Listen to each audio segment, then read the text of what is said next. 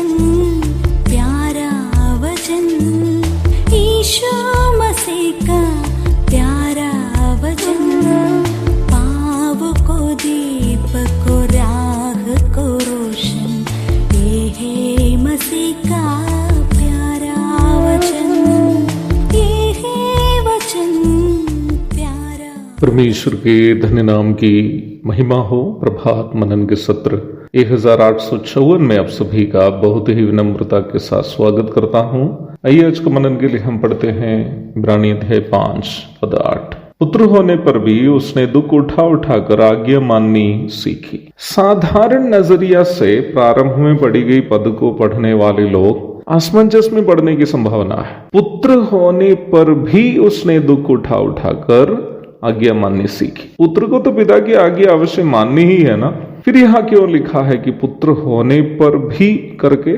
क्योंकि यीशु मसीह का पुत्र तो वो पुत्र तो नहीं है जैसे संसार के किसी बाप के बेटे का है। अर्थात यीशु मसीह और पिता परमेश्वर के बीच का संबंध एक जैविक संबंध अथवा बायोलॉजिकल रिलेशनशिप नहीं है, जैसे कि कई ऐसे लोग जो बाइबल में जानकार नहीं है सोचते हैं। पिता, पुत्र एवं पवित्र आत्मा बाइबल के अनुसार एकमात्र परमेश्वर के, जिनका परिचय इब्रानी में यहोवा है, तीन पूर्ण व्यक्तित्व है। मनुष्य रूप में शरीर धारण करके जगत में आया हुआ पुत्र पिता के तुल्य है, ना कि पिता से जैविक रूप में उत्पन्न बेटा। अपना शिष्य फिलिपुस से बात करने के दरमियान यीशु मसीह ने उनको याद दिलाया, जिसने मुझे देखा है उसने पिता को देखा है, यूहन्ना 14 की 9।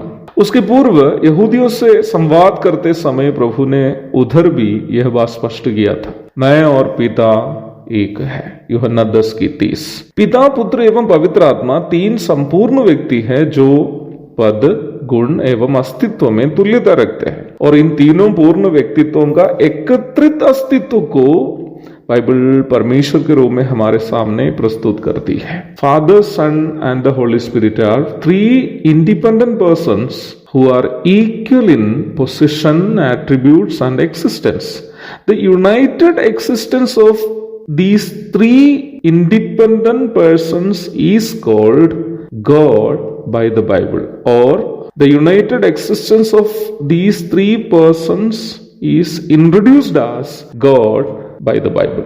उत्पत्ति अध्याय 1 से 3, 1 की 26, यशायाह 6 की 8। ऐसी कई पद हैं जहां पर परमेश्वर के इस तीनों व्यक्तित्वों के एकत्रित अस्तित्व को हम देख सकते हैं। ये बात हर एक मसीह विश्वासी अवश्य समझने की एक बात है। कई लोगों की यह भी सोच है कि कुरान में बताया गया अल्लाह और बाइबल में बताया गया यहोवा एक है, और वैसे ही कई लोग ऐसे भी सोचते हैं कि पिता, पुत्र एवं पवित्र आत्मा भारतीय दर्शन शास्त्रों में बताए गए ब्रह्मा, विष्णु और महेश के तुल्य है। इस प्रकार की धारणाएं बिल्कुल गलत है, अज्ञानता का परिणाम है, क्योंकि कुरान में बताया गया अल्लाह तीन व्यक्तित्वों में अस्तित्व रखने वाला एकमात्र ईश्वर नहीं है। वैसे ही ब्रह्मा, विष्णु और महेश को यद्यपि तीन व्यक्ति के रूप में दर्शन शास्त्रों में परिचय कराए गए तो है ही, परंतु तीनों पद, गुण एवं अस्तित्व में तुल्य नहीं है, और तीनों को एक ईश्वर के रूप में भी परिचय नहीं कराया गया है। इसलिए ही बाइबल में बताया गया परमेश्वर यहोवा इन सभी ईश्वर संबंधित धारणाओं से बिल्कुल भिन्न है। इस तीनों को एक समझना बिल्कुल अज्ञानता है। यीशु मसीह को बाइबल जब पुत्र के रूप में प्रस्तुत करती है तो हमें यह अवश्य मालूम होना चाहिए कि वो पिता और पवित्र आत्मा से पद, गुण एवं अस्तित्व में तुल्यता रखने वाला वो दूसरा व्यक्ति है जो ईश्वरीयता का हिस्सा है। इसलिए ही एक मनुष्य के रूप में दुख उठाकर आज्ञा पालन सीखने का उनका स्वभाव अतुल्य है और अनुकरणीय भी है। प्रभु दया करे, इसी विषय पर अधिक मनन हम कल करेंगे। तब तक के लिए आपसे विदा हो जाता हूँ। प्रभु आप सबको आशीष दे। आमीन।